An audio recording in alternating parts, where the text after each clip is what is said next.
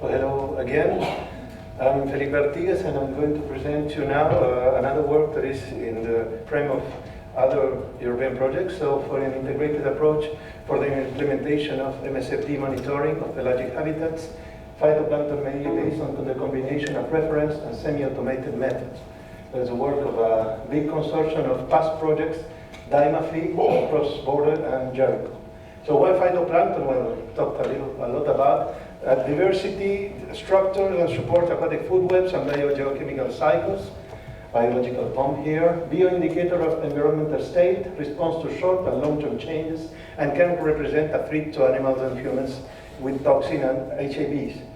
So we are still missing in the current phytoplankton monitoring the whole phytoplankton picture. Science range and diversity is highly dependent on personal taxonomic expertise and is often limited in time and space.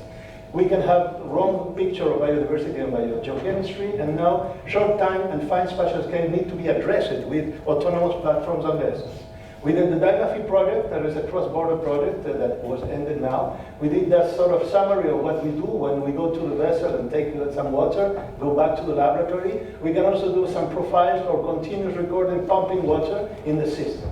And so the bunch of methodologies, also with the remote sensing development of new algorithms, made us possible to initiate now a new step within this joint European research infrastructure. It's called Jericho Next, to address these environmental changes and the MSFD approach, and to deliver harmonized research infrastructures combining both types of methods, autonomous and also reference, to sustain provision of long-term strategy and development.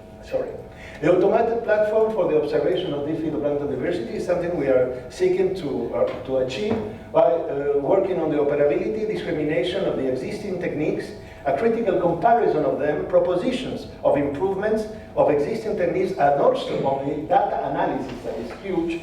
And the three approaches were, first of all, here, the imaging, automatic imaging approach. This is the imaging flow cytobot that's allowed with a collaboration with Woodhull Institute, and allows you to take pictures of mainly the big, the middle and big phytoplankton cells, and then to use discrimination tools for assessing biodiversity.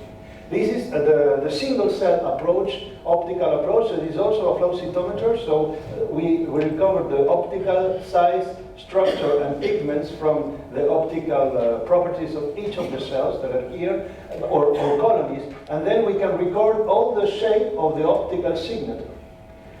Then we have also the target of bulk techniques. So the bulk techniques, that means, for example, here it's a multi-exciter system. Then you can recover the amount of the pigmentary groups that are present, and also we can do some fingerprints. Here you have a Theosis fingerprint from the mid-channel to the coastal waters. And we also want to address something very important was discussed this morning, is the processes. So here we can address with this variable induced fluorescence, phytoplankton photosynthetic status and parameters. Some challenges is to transform this into carbon production, and then we are going to focus then on a service, primary productivity. We are going to implement, and we are just started to implement the understanding of these approaches for understanding certain algal blooms developments, investigating diversity, abundance, biomass, and productivity. And then we are using some observation platforms that are already existing in Europe, from the Baltic Sea, the Straits, the Eastern Channel, and also until the Mediterranean. So here you have, for example, the Tongesund Observatory, northern from Göteborg in Sweden. So we were 2 weeks ago in this small raft. We were in a boat because we are not many people in the raft. And there, the idea in a mussel farm is to compute the imaging flow cytobot and the CTD to understand the dinoflagellates blooms. Here is another possibility. Then you move to an island directly. It's much bigger to stay. So the Utto Observatory in Finland, and then we are going to go there to combine multi-exciting parameters measurements and also photosynthetic parameters measurements. And so we are going to benefit, of course, with all the other systems.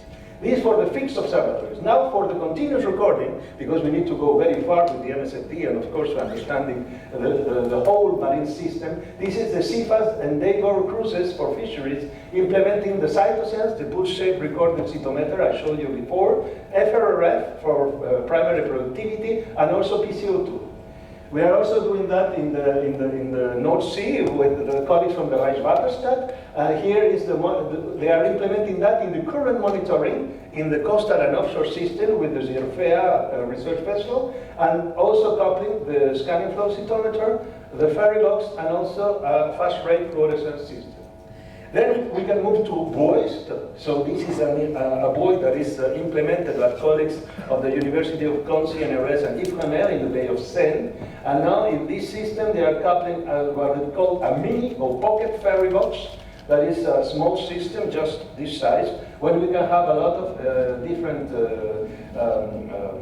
sensors, and we combine this pocket ferry box together with the cytometer. In some cruises we did the Dimafi project. Here, for example, you see a cruise in spring 2012. So this is the difference between the England and the French coast in terms of hydrography. But also you can see, for example, here the importance of small phytoplankton cells in England.